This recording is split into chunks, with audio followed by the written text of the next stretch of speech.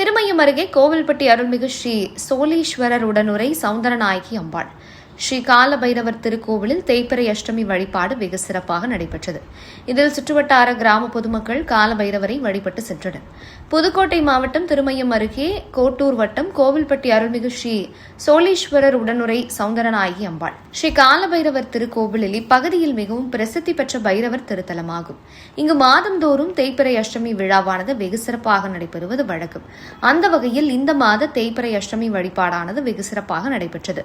முன்னதாக கோமாதா பூஜையுடன் துவங்கிய இந்த தேய்பிறை அஷ்டமி வழிபாடானது பின்பு பல்வேறு மூலிகைகள் மற்றும் பல வகை வாசனை திரவியங்களை கொண்டு யாக வேள்வியானது துவங்கியது. சிவாச்சாரியார்கள் வேத மந்திரங்கள் முழங்க மங்கள இசையுடன் யாக வேள்வியானது நிறைவுற்று பின்பு கடப்புறப்பாடானது புறப்பட்டது. சிவாச்சாரியார்கள் தலையில் சுமந்தவாறு கோவிலை சுற்றி வலம் வந்து பின்பு காலபைரவருக்கு பால், சந்தனம், பன்னீர், தேன் உள்ளிட்ட பல்வேறு அபிஷேகங்கள் செய்யப்பட்டு புனித நீரானது காலபைரவருக்கு ஊற்றப்பட்டு பின்பு தீபாராதனை காண்பிக்கப்பட்டது.